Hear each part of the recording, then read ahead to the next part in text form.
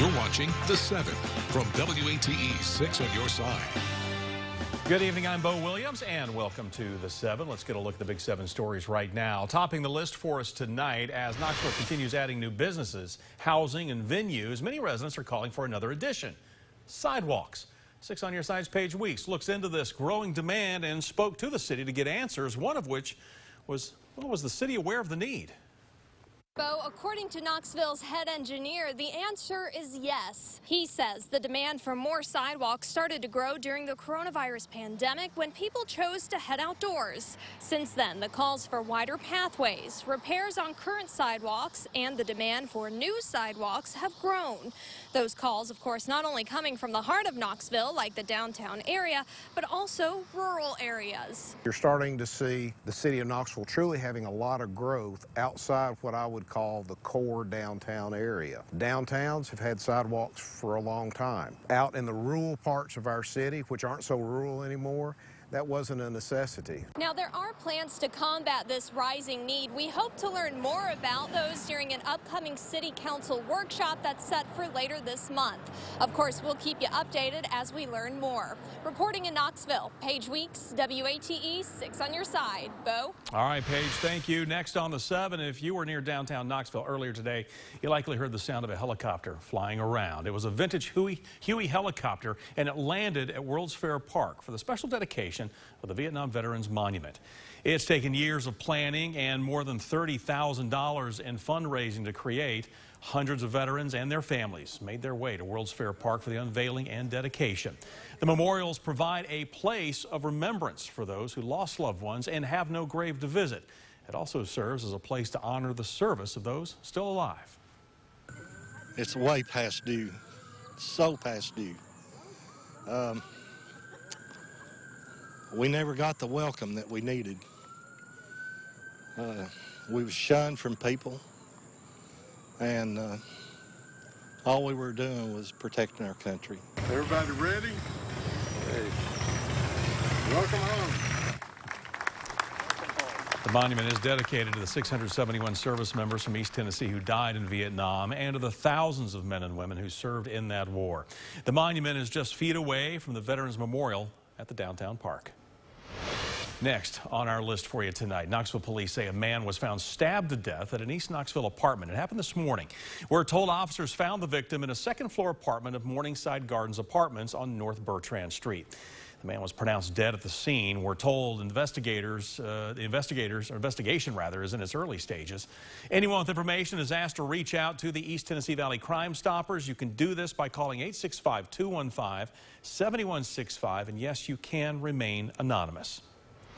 Next up, the torrential rain has finally stopped in eastern Kentucky, where at least 37 people are now confirmed dead, hundreds still unaccounted for after the storms. Rescuers are now on day 6, desperately searching for survivors as the death toll rises to a historic level. Hundreds of people whose homes were swallowed up by the water now staying in shelters and state parks. Hundreds more, as we mentioned, still missing. So far, first responders have rescued more than 1,400 people who have been stranded. Also, some good news here, a break in the weather for a couple of days at least. Unfortunately, though, the big weather challenge next will be the extreme heat.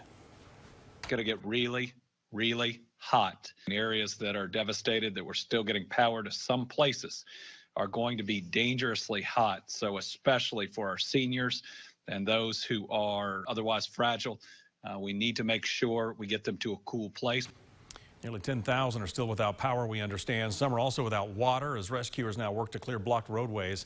Among those offering help, the University of Kentucky men's basketball team will have an open practice and telethon tonight to raise money for flood victims. And in an effort to support relief efforts in Kentucky, Graham Brown is kicking off the #KentuckyStrong campaign. The country music star has taken the lyrics to his song Hell and High Water and created a Come Hell or High Water t-shirt for people to purchase at his website to bring much needed financial support to the devastated communities. Next now on our list, there are no COVID protocols in place for Knox County schools as students now prepare to return to class on Monday. Some teachers, however, are still wondering what will happen if they catch the virus. Last night, the school board discussed teachers' sick days at their work session. You'll recall that last year, educators had the 10 days plus 10 more days for isolation if they tested positive for COVID and had a doctor's note.